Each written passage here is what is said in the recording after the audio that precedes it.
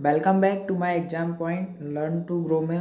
दोस्तों आप सभी का स्वागत है। हम आज डिस्कस करेंगे डेली करंट अफेयर का 7 नवंबर 2022 का जो भी घटना घटित हुई थी आज की डेट में, जो सुर्खियों में रहा है एग्ज़ाम रिलेटेड, उसके बारे में हम यहाँ पर डिस्कस करेंगे।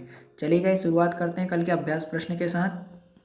कल का अभ्यास प्रश्न था, किस राज्य में विश्व का सबसे बड़ा पांडुलिपि ग्रंथालय बनाया जा रहा है। आपके ऑप्शन थे, option number A Karnataka, option number B Bihar, option number C Gujarat, option number D Assam. चलिए गाइज, इसके बारे में हम डिस्कस करते हैं आपके साथ। हाल ही में गुजरात में शंखेश्वर के श्रुति तीर्थ प्रचार विद्यापीठ में मानविकी, व्याकरण और विज्ञान, धर्म, संस्कृति, अध्यात्म आदि विषयों से जुड़ी प्राचीन पांडुलिपियों के संकलन और संरक्षण का कार्य किया जा रहा है, जिसमें 100 करोड़ रुपए से ज़्यादा की लागत आने का अनुमान है।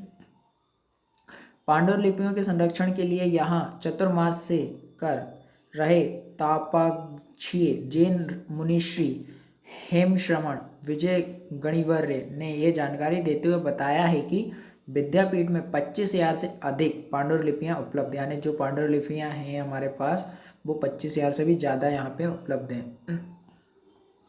अब तक 10,000 से अधिक पांडुलिपियों का संरक्षण और संशोधन किया जा चुका है, यानी 25,000 में से 10,000 से ज़्यादा हो गई हैं अभी तक इनका संरक्षण का।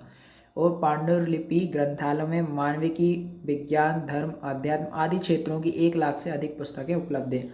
तो ये पांडुलिपियाँ हैं, ये हमारे देश की धरोहर हैं। इनके बारे में हमें बहुत जानकारियाँ मिलती हैं इनसे रिलेटेड। वो जो पुराने आध्यात्म के उसमें हैं, उसकी यानी औषधि के उसमें भी हमें इसके बारे में जानकारी मिलती है। तो इसका जो राइट आंसर होगा वो होगा हमारा ऑप्शन नंबर सी गुजरात। चलिए नेक्स्ट क्वेश्चन देखते हैं। गाइस, थोड़ा सा साउंड इफेक्ट आएगा क्योंकि मेरी तबीयत थोड़ी सी ख़राब है। चलिए नेक्स्ट क्वेश्चन है हमारा, हाल ही में IAF और RSAF के बीच वार्षिक संयुक्त सैन्य परीक्षण कहाँ शुरू हुआ है। तभी ये दो सेनाओं के बीच में संयुक्त अभ्यास कहाँ हुआ है। आपके ऑप्शन है, option number A Paschim Bangal, option number B है Uttar Pradesh, option number D है ऑप्शन नंबर सी है Madhya Pradesh, option number D है गुजरात। चलिए गाइज, इसके बारे में हम डिस्कस करते हैं। 3 नवंबर 2022 को भारतीय सेना, इंडियन एयरफोर्स और रॉयल सिंगापुर वायुसेना RSAF, तो आप इन दोनों के यानी जो फुल फॉर्म है वो भी याद रखिएगा कि IAF का फुल फॉर्म क्या है, के बीच वार्षिक संयुक्त सैन्य अभ्यास परीक्षण JMT का 11वां संस्करण कलाईकोंडा पश्चिम बंगाल में हुआ है। दोनों वायुसेना ने 2 साल के अंतराल में, यानी ये अभ्यास कितने साल में हो रहा है, 2 साल के अंतराल में हो रहा है। ये बहुत पॉइंट वाली बात है कि अभ्यास कब होता है, 2 साल में एक बार होता है। किसके बीच होता है, भारतीय वायुसेना और रॉयल सिंगापुर वायुसेना के बीच में। तो भारतीय वायुसेना का मोटो जो है हमारा, नव स्पर्शम दीप्तम, the glow that touches the sky. और अभी जो हमारे वायुसेना के एयर चीफ मार्शल कौन है, राकेश कुमार सिंह भदौरिया। तो इसका जो राइट आंसर होगा गाइज वो होगा हमारा ऑप्शन नंबर है पश्चिम बंगाल। चलिए हम दूसरा क्वेश्चन देखते हैं हमारा। नेक्स्ट प्रश्न है, किस देश ने अपना पहला परमाणु ऊर्जा संयंत्र बनाने के लिए अमेरिका से साझेदारी की है। आपके ऑप्शन है, ऑप्शन नंबर ए दक्षिण कोरिया, ऑप्शन नंबर बी है अमेरिका, ऑप्शन नंबर सी है कनाडा, ऑप्शन नंबर डी है पोलैंड। चलिए इसके बारे में हम डिस्कस करते हैं आपके साथ। वार्सा जो पोलैंड का एक महत्वपूर्ण शहर है, 29 अक्टूबर AP पोलैंड ने घोषणा की है कि उससे पहले अपने पहले परमाणु ऊर्जा संयंत्र के निर्माण के लिए अमेरिकी सरकार और वेस्टिंगन हाउस कंपनी को चुना गया है। ये कोयले पर निर्भरता घटाने और ऊर्जा के लिहाज से अधिक स्वतंत्रता हासिल करने के उनके प्रयासों में एक महत्वपूर्ण कदम है। प्रधानमंत्री जो वहाँ के मातेश मोराविकी ने शुक्रवार देर रात ये कहा था कि पोलैंड की परमाणु ऊर्जा परियोजना वेस्टिंगन हाउस इलेक्ट्रिक कंपनी की विश्वसनीय सुरक्षित तकनीक का इस्तेमाल करेगी। उन्होंने ये कहा है कि पोलैंड और अमेरिका के बीच मजबूत गठबंधन हमारी संयुक्त पहलों की सफलता की गारंटी है। तो इसका जो राइट आंसर होगा गाइज वो होगा हमारा option number option number D Poland. चलिए नेक्स्ट क्वेश्चन देखते हैं हम हमारा।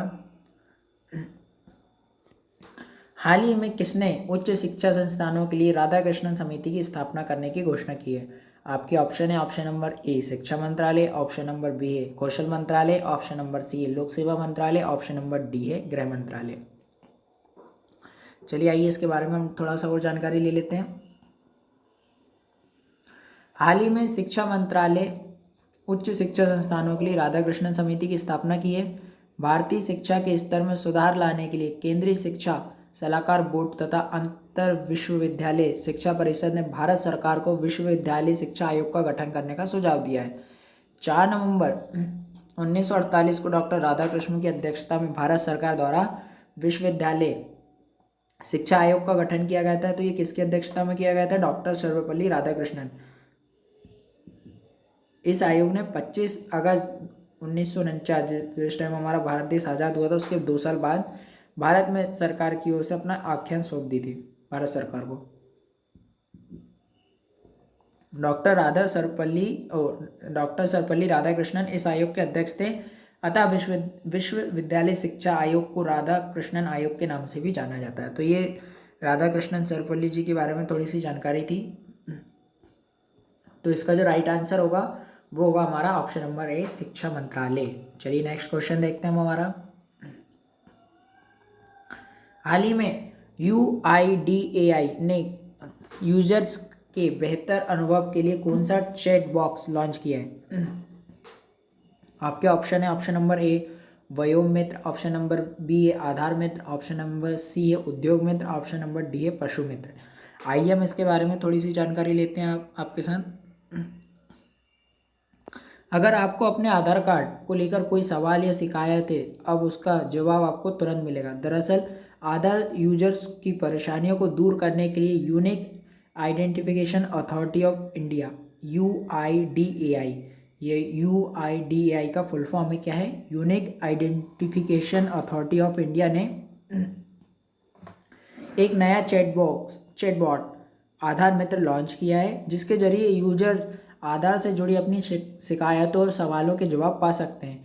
नए CRM समाधान में phone call, email, chat box, web portal, social media, पत्र, वॉक इन जैसे मल्टी चैनलों का समर्थन करने की क्षमता है। तो जो भी लॉन्च हुआ है वो आधार मित्र है। तो जो गाइस हमारा आंसर होगा वो होगा हमारा ऑप्शन नंबर बी आधार मित्र। चलिए नेक्स्ट क्वेश्चन देखते हैं हम हमारा।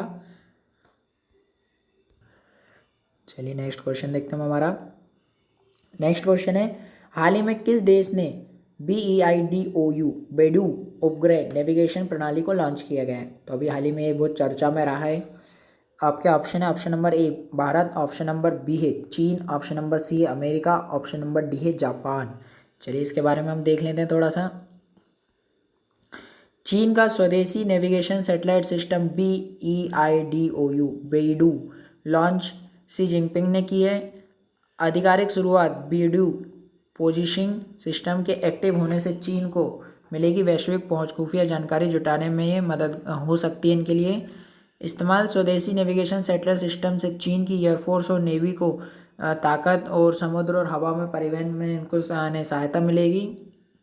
चीन के स्वदेशी GPS के लॉन्च होने से उनकी भू राजनीतिक और सैन्य क्षमता में तेजी आएगी। तो इसका जो राइट आंसर होगा वो होगा हमारा option number B China. Next question देखते हैं हमारा। हाल ही में देश के पहले मतदाता का निर्धन हुआ है, उसका नाम क्या है? अभी हाल ही में बहुत समाचार पत्रों में रहा था, द हिंदू में भी इसका प्रकाशन हुआ है। आपके ऑप्शन है option number A Kumar Yadav, option number B है Shiv Verma, option number C है श्याम शरण नेगी, ऑप्शन नंबर डी है प्रफुल्ल कुमार मेहरा। चलिए आइए इसके बारे में हम जानकारी ले लेते हैं। देश के पहले मतदाता श्याम शरण नेगी ने शनिवार को सुबह अपने घर पर अंतिम सांस ली। वे काफ़ी लंबे समय से अस्वस्थ चल रहे थे। अपने अस्वस्थता के चलते ही बुधवार को अपने घर से ही उन्होंने मतदान किया। हालांकि इससे पहले वे हर वोट डालने पोलिंग बूथ जाते थे। पोलिंग बूथ पर चुनाव आयोग की ओर से उनका रेड कारपेट पर स्वागत किया गया, रेड कारपेट बिछाया गया। इस बार भी नेगी खुद तो जाना चाहते थे कि वह मतदान करने पोलिंग बूथ पर जाएं, लेकिन उनके शरीर ने उनका साथ नहीं दिया। तो परिवार वालों की बात उन्होंने मान ली और घर से ही उन्होंने वोट डाला। बुधवार को हुए गुजरात में अभी जो चुनाव चल रहे हैं उनमें उन्होंने अपना वोट डाला। तो जो हमारे वोटर है, पहले वोटर कौन है? श्याम शरण नेगी। ये आ सकता है वनडे एग्जाम में हमारे। तो इसका जो राइट आंसर होगा वो होगा हमारा ऑप्शन नंबर सी श्याम शरण नेगी। चलिए नेक्स्ट क्वेश्चन देखते हैं हम हमारा। गाइज आज तक के लिए इतना ही था। आज का हम अभ्यास प्रश्न आपके साथ डिस्कस करते हैं। तो आज का आपका अभ्यास प्रश्न है, किस भारतीय कंपनी ने हाल ही में 24वें विश्व संचार पुरस्कारों में क्लाउड नेटिव अवार्ड जीता है? किस भारतीय कंपनी ने हाल ही में 24वें विश्व संचार पुरस्कारों में क्लाउड नेटिव अवार्ड जीता है? आपके ऑप्शन है, option number A Jio, option number B है एयरटेल, ऑप्शन नंबर सी है BSNL, ऑप्शन नंबर है BI यानी वोडाफोन और आइडिया। तो गाइज इसका मुझे आप आंसर कमेंट बॉक्स में ज़रूर दीजिएगा। कैसा लगा मेरा आज का वीडियो आप मुझे ज़रूर बताइएगा। चलिए guys, thanks for watching my video and subscribe my channel. Good night.